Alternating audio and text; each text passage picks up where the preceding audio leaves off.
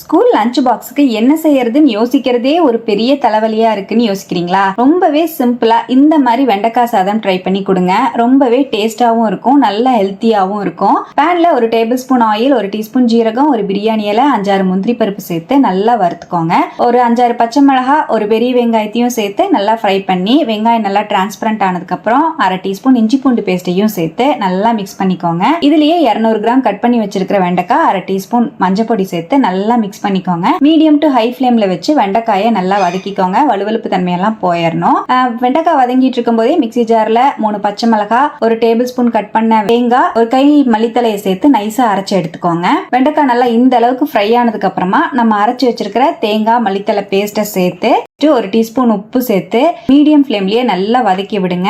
நல்லா தேங்காயோட ஈரத்தன்மையெல்லாம் போயிட்டு வெண்டைக்காயோட நல்லா மிக்ஸ் ஆனதுக்கு அப்புறமா நம்ம வடிச்சு வச்சிருக்கிற 2 கப் அளவுக்கு சாதத்தை சேர்த்து ஒரு அரை லெமன் ஜூஸை பிழிஞ்சு சேர்த்து நல்லா மிக்ஸ் பண்ணிக்கோங்க. லோ ஃப்ளேம்ல வச்சு நல்லா மிக்ஸ் பண்ணிட்டு சுட சுட குழந்தைங்களுக்கு இந்த மாதிரி செஞ்சு கொடுத்து பாருங்க. டிஃபன் பாக்ஸுக்கு கொஞ்சம் கூட மிச்சம் வைக்காம சாப்பிட்டு வருவாங்க.